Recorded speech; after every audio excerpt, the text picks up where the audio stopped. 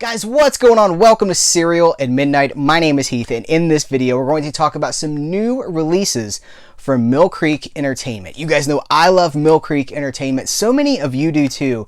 And the releases that we're going to talk about are a big reason why we feel that way. So I'm not going to bury the lead. It's in the thumbnail. We're going to start off with a Mars double feature. The Eyes of Laura Mars. There's actually no the. It's just Eyes of Laura Mars, which I have a really hard time with. I want to put a the.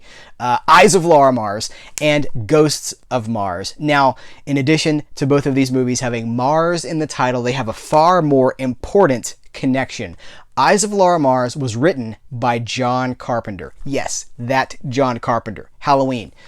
Ghosts of Mars is, of course, co-written and directed by John Carpenter. So both of these movies, in addition to having Mars in the title, are the product of John Carpenter's imagination. So let's start with Eyes of Laura Mars because it's the earlier of the two chronologically. It's 1978. It stars Faye Dunaway, Tommy Lee Jones. It's got Brad Dourif in it, who you guys know, the voice of Chucky. It's directed by John Carpenter. Did not direct this movie. He came up with the story. He wrote the screenplay, and then Irvin Kershner, who would a few years later go on to The Empire Strikes Back. He directed the movie. And so it kind of walks the line between thriller and horror. I'm not quite prepared to say that it's a horror movie. I think it's probably more of a thriller, but it's definitely got horror elements in it. It's on the line, man. There's like knives and eyes and things like that. It's gruesome. It's pretty grisly at times. It's a really cool story about a fashion photographer who is Faye Dunaway plays this fashion photographer, and she starts to see people being murdered, like instead of through the lens of the camera, she's seeing these murders through the eyes of the killer. And so she goes to the cops, and there's the suspect list. Like, is it Brad Dourif? Is it, all these people? Renee, I think his last name is Aubergenois. Anyway, he's in it. And so it's got like one foot in the late 70s fashion world, and it's got another foot in like 70s horror, and it's really cool. And because it's John Carpenter, like, it's got a lot of those fingerprints that I like. Here's the thing, John Carpenter is probably my favorite director. I go back and forth on it sometimes, but at the end of the day, I think that's true. I think I'm going to double down on that. John Carpenter, I love. I think that his movies are, he's one of the great American directors, and I think that he brings something that's really cool. And so there's an audio commentary on here from Irvin Kershner. If you've ever heard an Irvin Kershner commentary, he's one of those guys that just kind of points things out, and like, so R2-D2 was a wonderful character because he was just filled with a lovely personality, and I loved him. That's the level of Irvin Kershner commentary. And he says in this commentary, listen to it, he doesn't seem to have a lot of praise for John Carpenter. In fact, he barely mentions him, and it's his screenplay. Like the guy who directed Halloween, The Thing, They Live, like all these, Escape from New York, these classics of this genre, and Kershner kind of seems like he's above it all. And he says, like, I didn't love the screenplay, and I had turned it down. Like, okay, all right then. But whatever water is underneath the bridge, it's a really cool movie. It's filled with that late 70s New York City atmosphere. Like Billy Joel's probably playing in one of the bars in the background.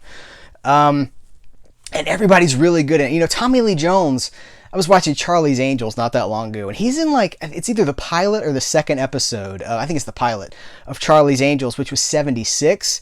Here this is 2 years later, and he's the male lead of a suspense thriller movie / horror, whatever. But this is a big jump for Tommy Lee Jones just in a couple of years. So for those of you who are only familiar with him from his more recent curmudgeonly roles, he goes way back to some really cool stuff. So this movie does look really good on Blu-ray. It does have subtitles, and it has that commentary that I was talking about. So this one's really cool.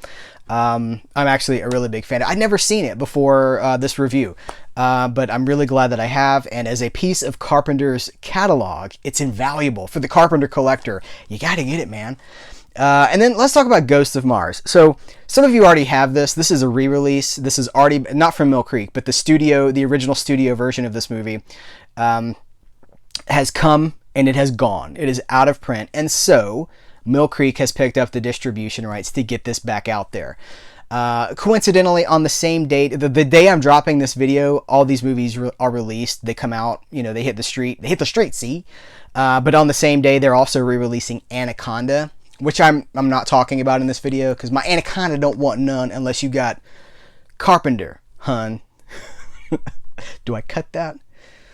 No. Ghosts of Mars is a 2001 John Carpenter movie, and it's really interesting, right? Because this is the one where people are like, well, that's the one. Some people will point to like Escape from LA, and they'll be like, well, that's the one where John Carpenter kind of lost the magic. I don't know that he ever really lost the magic, because I'm watching this movie for the purpose of reviewing it, talking about it with you guys. It's clear that it's a Carpenter movie. It feels like a John Carpenter movie, but it's a little askew. I'm trying to figure out what exactly it is that makes it feel just a little bit less than. It had a $28 million budget. Like I said, it's 2001. But you know what other movie from 2001 this kind of reminds me of? You might be like, what? It reminds me of Jason X, or the 10th Friday the 13th movie, Jason 10, Jason X, Jason in Space. That movie had an $11 million budget. The special effects between these two movies is very similar. Not great. Kind of that, like...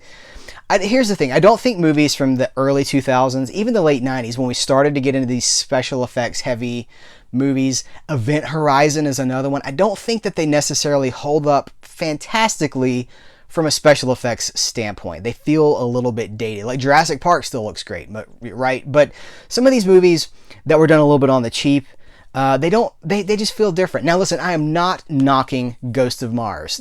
Again, for the Carpenter collector, it's essential. But it does seem to fall a little short of his mark. And I think it's worth pointing out that so this is 2001, and he's only directed one movie since. And he's done other things. He's done some music videos and some documentaries, some TV work, but he's only done one feature film since this, which was The Ward. I believe that's correct, right? 2010 was The Ward, and I think he's kind of done. Now, there is an argument to be made, a larger conversation. A director, a creator, a musician, an artist has so much voice, so many things to say before they're done. And I think, I was looking at trivia last night. It was like IMDb trivia, and it said he was burned out. He said he was burned out, and he just stepped away after this for almost a decade. He came back to do The Ward. He did some the TV work, the American Horror, Masters of Horror. And that was almost a decade ago too. So he clearly just seems to be enjoying other things. He's doing music and stuff like that. But this remains this really interesting period piece in Carpenter's career. It's got Jason Statham with hair. It's got Ice Cube doing that thing that Ice Cube does, which is basically just like looking at the floor a lot and then kind of like cocking an eyebrow, looking hard and tough. Not a lot of range on the Ice Cube. He doesn't have nice things to say about this movie, but this movie probably doesn't have nice things to say about Ice Cube either. Just food for thought. It's got Pam Grier, I will watch Pam Grier read the phone book. I love Pam Grier. Coffee, Foxy Brown. But it's also got Natasha Henstridge, who I think is actually really good in this movie.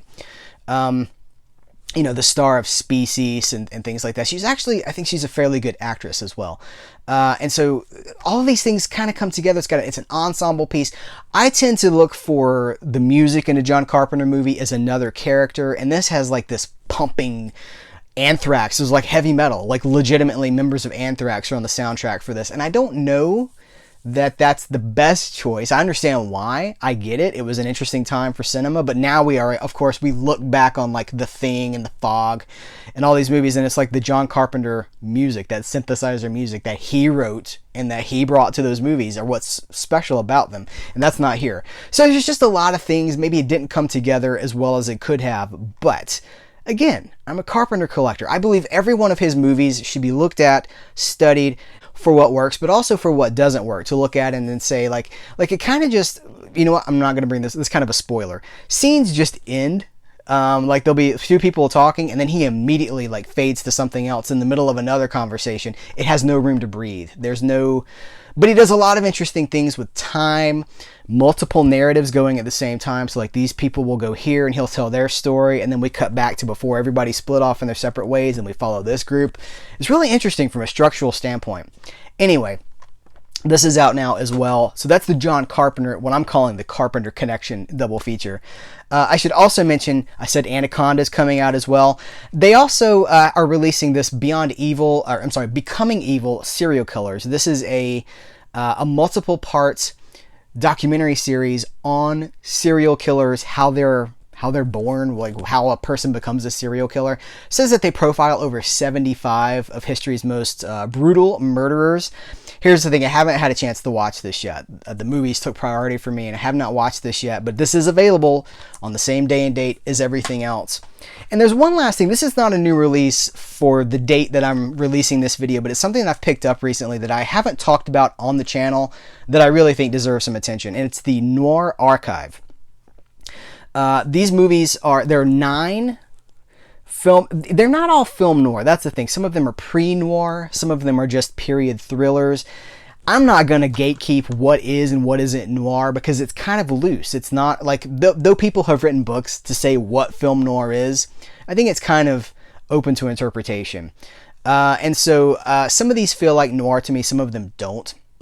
But there are 9 films on here. These come from the Kit Parker archives, Kit Parker films. These have been released by Mill Creek Entertainment.